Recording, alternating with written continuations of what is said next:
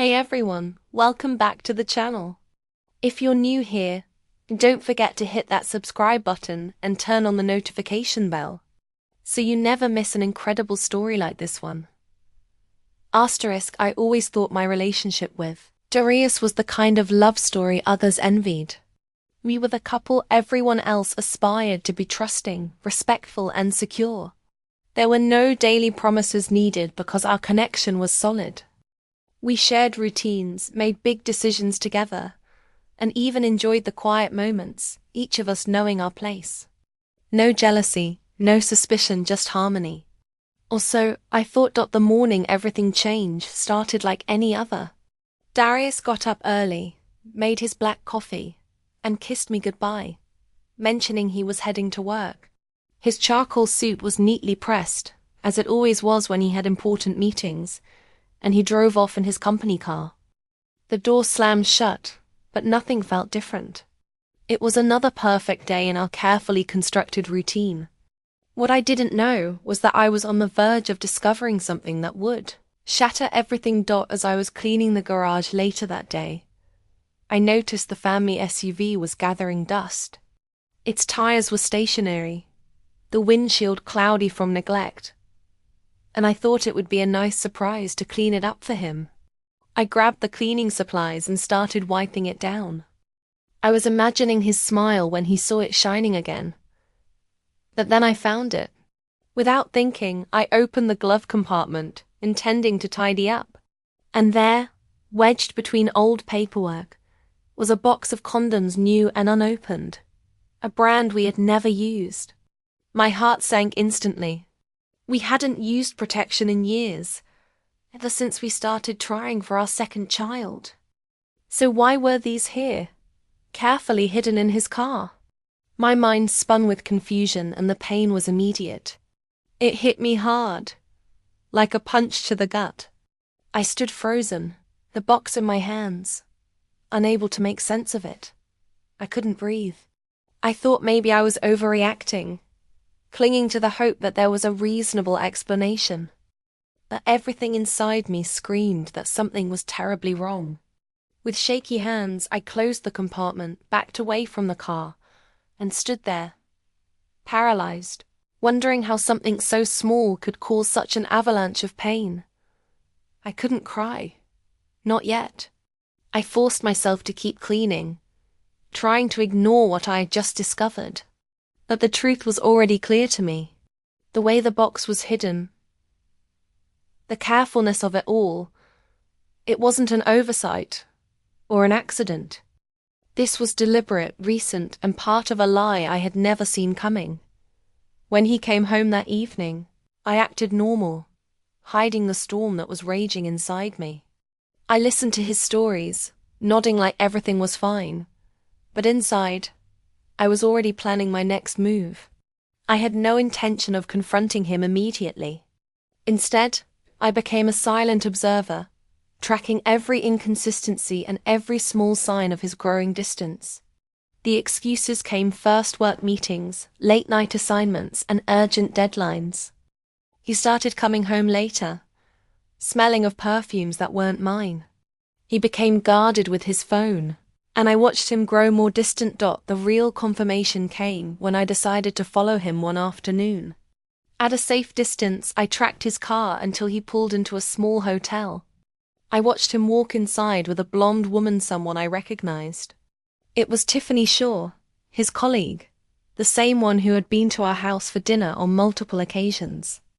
My heart broke twice that day, once by him, and once by her. I didn't confront them then. I stayed in the car, silently recording every moment, knowing that this was just the beginning. I had already prepared my response. He would pay for what he had done. The phone call came a few days later, the kind of call you never expect to receive. It was Tiffany, her voice frantic, saying that Darius was in pain after using one of the condoms from the box I had discovered. He was writhing in agony, blaming her, and she had no idea what was happening. I didn't need any more information. I knew exactly what had caused it. I let her panic, offering no sympathy. He deserved to suffer for the lies he had been telling. The humiliation spread quickly at the office, and soon his affair was the subject of whispered jokes and ridicule. Within days, both he and Tiffany lost their jobs as the consequences of their actions snowballed. When I confronted him, he broke down in tears, admitting his affair and the lies he'd fed me for months. His remorse was empty, and the more I learned, the clearer it became that there was no saving us. He had spent our savings on gifts and weekend getaways for her, while I struggled to manage the household budget. There was no redemption, no forgiveness. Our marriage had died long before I uncovered the truth. I didn't want revenge, but I wasn't going to let them escape unscathed. I reached out to Tiffany's husband, Elias, and shared everything with him. He took the news without speaking, the weight of betrayal settling heavily between us. We met in a quiet park, two strangers with the same wound. I was glad he knew the truth, even if it didn't change anything for him. Shortly after, I filed for divorce. Darius begged for another chance, promising to change, but I was done. There was no going back. I had no hatred, only a quiet, uncheckable resolve. I didn't just survive. I rebuilt myself from the ground up. In the aftermath, Elias also filed for divorce. Tiffany's world came crashing down too. She had betrayed her family, and now, like Darius, she had nothing left. Their scandal had cost them everything: reputation, respect, and their homes. Life after the divorce was hard, but it was also peaceful. I moved into a small apartment, away from the chaos, and began the process of healing. I spent time focusing on my children, my work, and learning to live again without the weight of betrayal hanging over me. Months passed, and I found solace in unexpected places. Elias and I began talking now and then, sharing the quiet understanding of two people who had walked through the same storm. We didn't need to discuss the past anymore. We simply supported each other. Then one day, years later, we ran into each other at a school event. What followed was a simple conversation that felt more like a reconnection.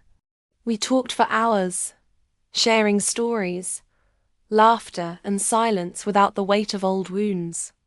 It was no longer about the pain of the past, but about the lives we were building. Now our bond grew naturally.